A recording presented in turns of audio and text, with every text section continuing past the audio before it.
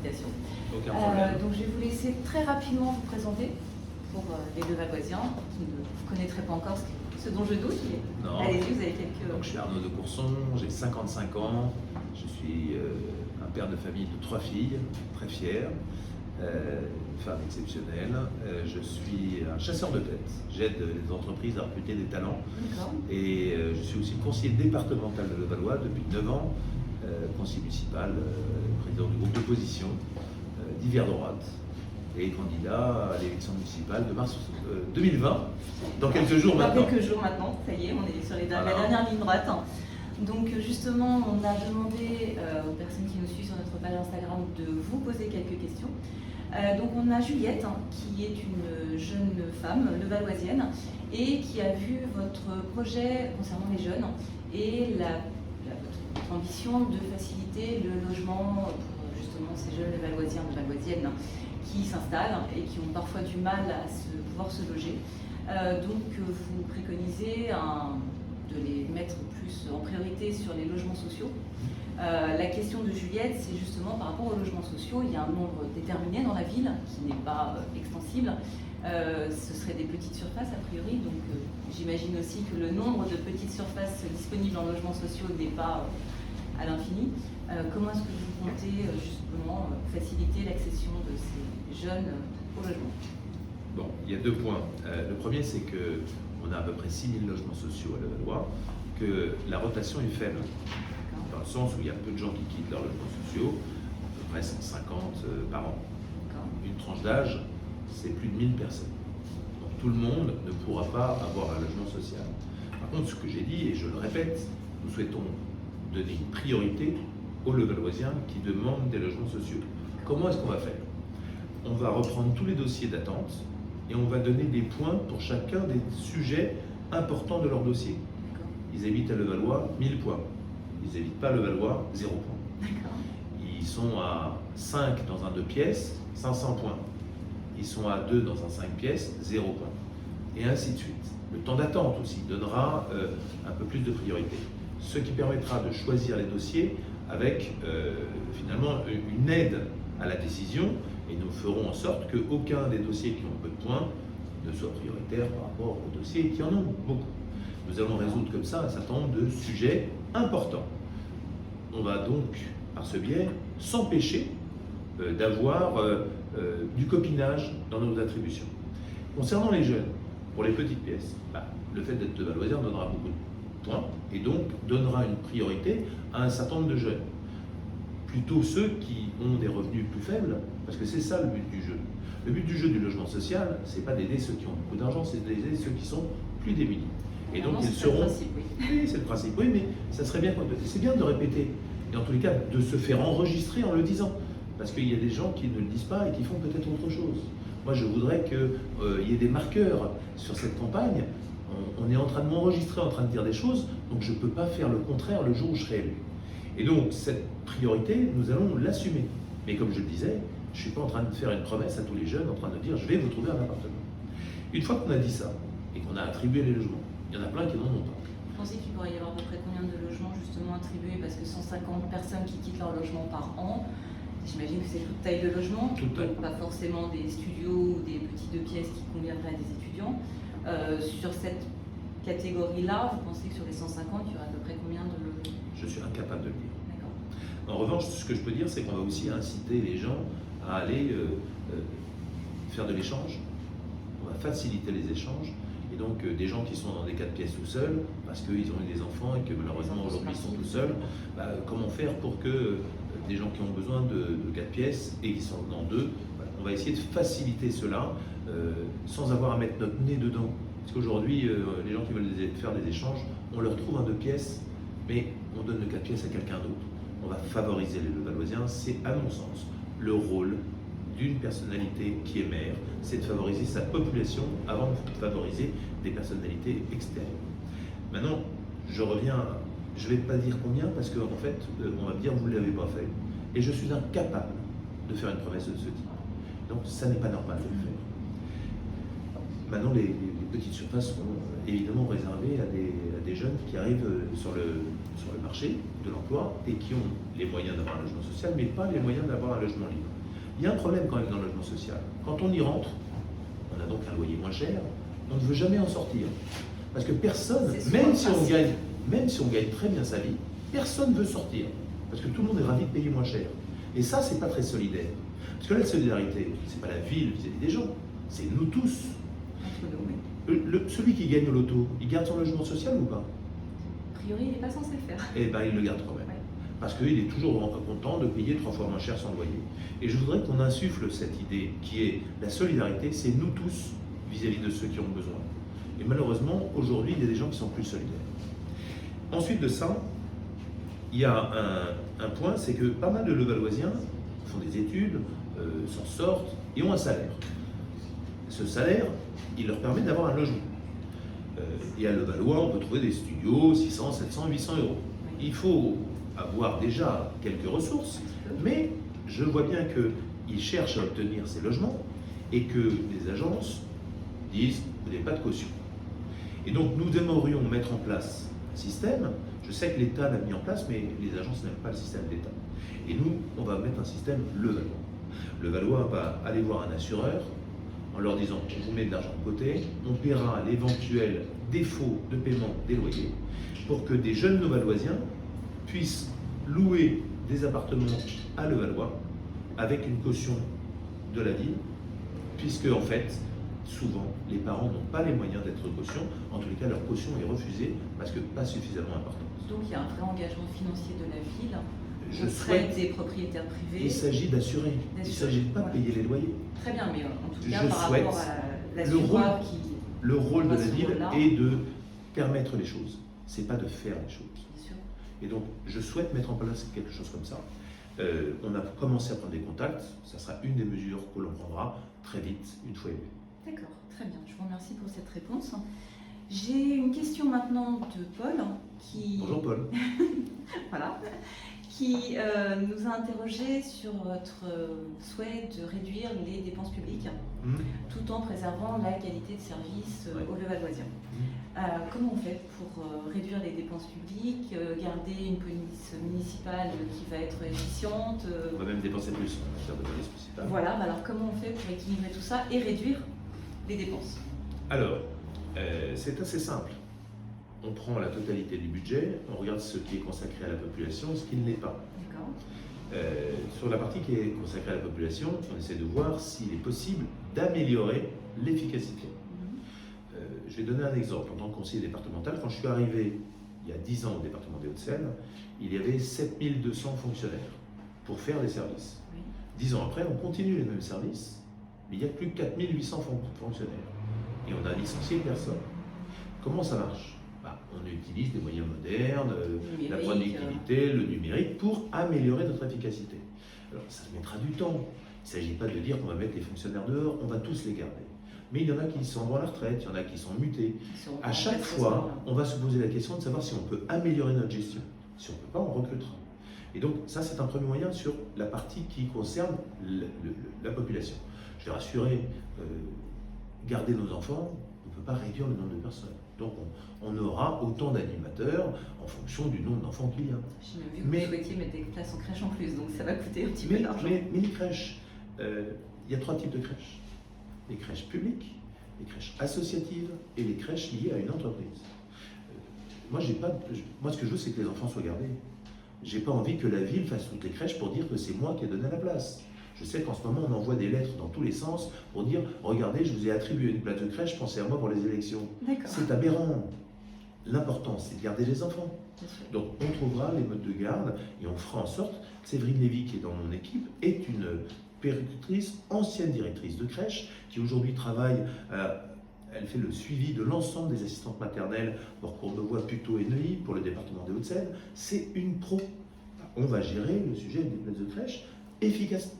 Et si ce n'est pas la ville qui remet la place de crèche, c'est pas grave. On augmentera le nombre de places de crèche de la ville. Nous souhaitons des partenariats intelligents pour le bien de tous. C'est plus la ville qui doit tout faire, c'est la ville doit organiser l'augmentation du service pour la population. Donc le premier point, il est celui-là, faire en sorte que la partie concerne la population soit mieux géré. On fait autant, voire mieux, moins cher. D'accord. Le deuxième sujet, c'est qu'il y a une couche transversale qui ne concerne pas la population. C'est l'administration de la ville. Est-ce que c'est optimal? Moi, je pose une question. Dans les villes de 60 000 habitants, il y a 1200 fonctionnaires. À Levallois, on en a 1800. On a 50% de personnes qui travaillent pour la ville, de plus que les autres. Pourquoi? Je me pose la question, j'ai vraiment une bonne réponse. Par exemple, on a un système de communication et d'événements qui comporte 40 personnes. C'est plus qu'à l'Élysée. Est-ce qu'on en a besoin? Si oui, très bien, on justifie, on est transparent. Sinon, on réallouera ces personnes à d'autres endroits et ça correspondra à ce que l'on a dit. On va licencier les gens, mais dans tous les cas, on va faire en sorte de réallouer ces gens à un service pour la population, parce que je pense que sur par exemple ce sujet-là, on peut être beaucoup plus efficace. Et donc, on optimise l'existant. Oui, mais ça va permettre d'avoir un peu moins de monde sur la communication, parce qu'on parle beaucoup du maire dans le journal, mais ça n'a pas de sens, et un peu plus à la police municipale.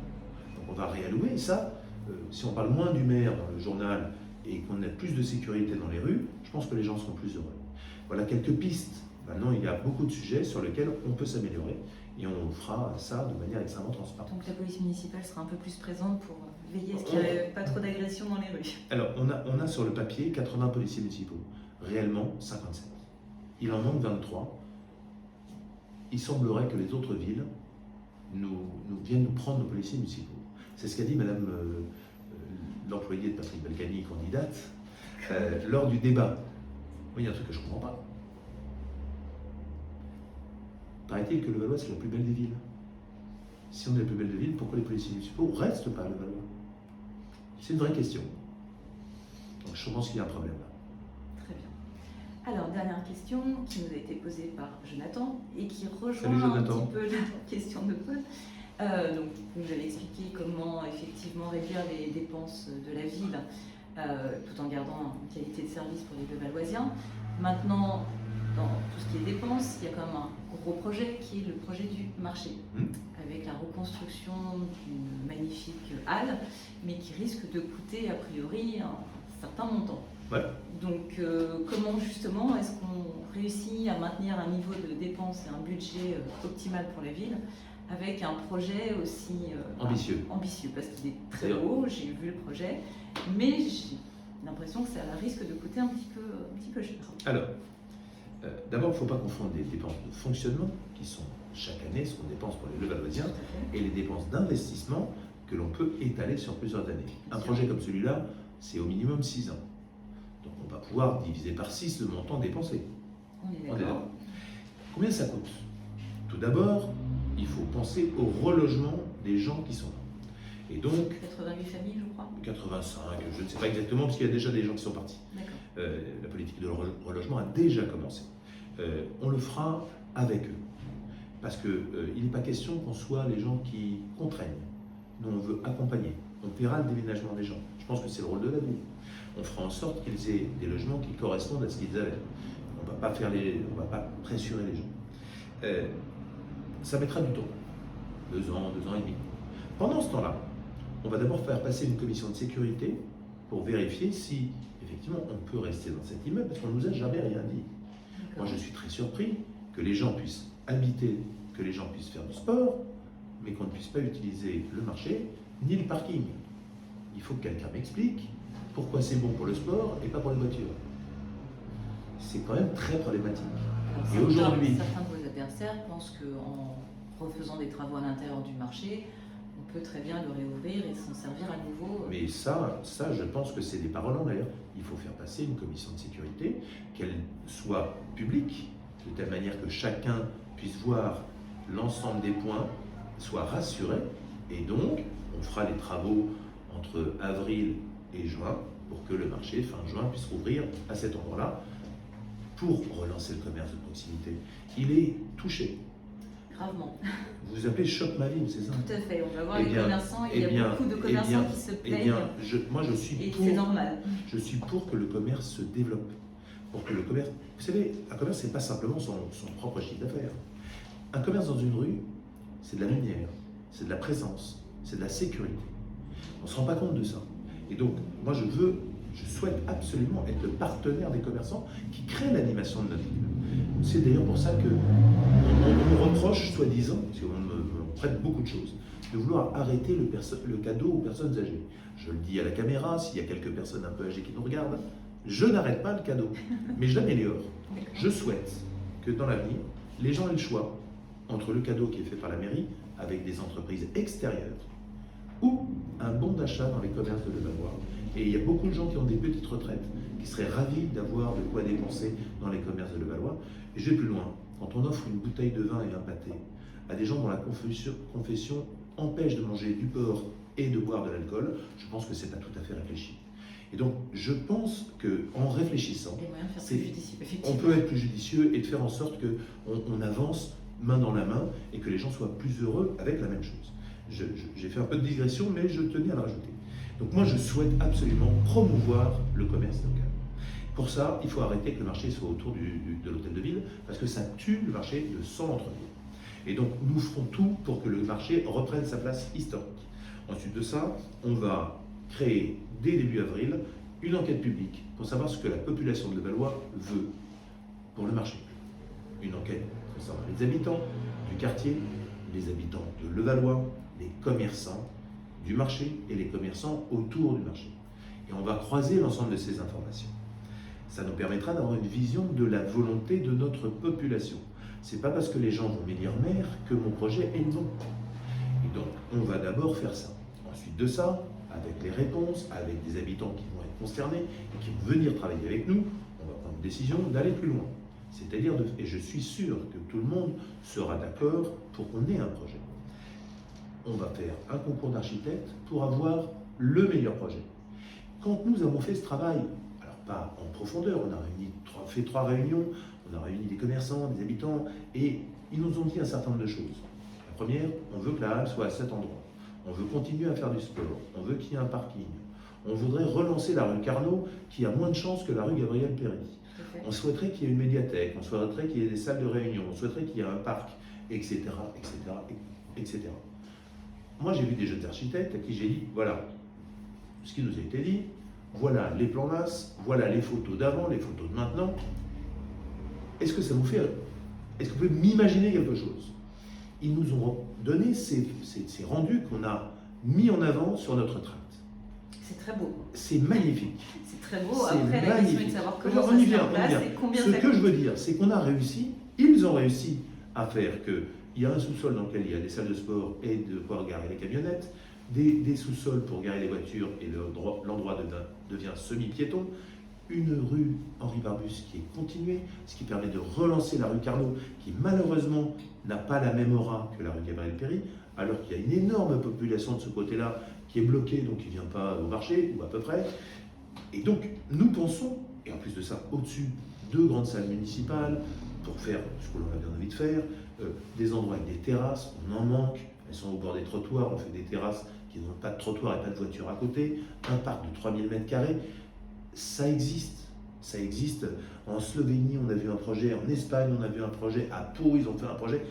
C'est les marchés modernes. On a le droit de faire un marché moderne à Levallois. Nous sommes précurseurs, nous sommes des pionniers. Allons-y, avançons. Ça passe par le relogement de 90 familles. 90 familles par rapport à 6000 familles dans les logements sociaux, par rapport à 35 000 familles levalloisiennes. Je suis persuadé qu'on doit pouvoir parler à ces 90 familles en leur disant « vous êtes ceux qui vont permettre d'avoir un beau centre-ville à Levallois ». Ça, je pense qu'on l'obtiendra. Maintenant, qu'est-ce qu'on fait? Je reviendrai au prix tout à l'heure. On fera en sorte, et c'est possible aujourd'hui, que les travaux se fassent sous une tente. Si vous allez aujourd'hui rue Baudin et que vous regardez comment on est en train de faire les travaux du périmètre à côté de la rue du Parc, il y a une énorme tente. Allez-y, je vous encourage d'y aller. C'est intéressant quand même. Pourquoi on a fait ça? Pour pouvoir travailler sans contrainte, qu'il n'y ait pas de poussière, que quand il pleut, ça puisse avancer le projet plus rapidement, que ça n'ait pas de nuisance pour les voisins. On le fait aujourd'hui. Pourquoi on ne le ferait pas là? On peut faire la même chose. Combien ça coûte? Premièrement, détruire, il faut voir s'il y a de l'amiante ou pas. S'il y a de l'amiante, c'est pour le moment 5 à 6 000.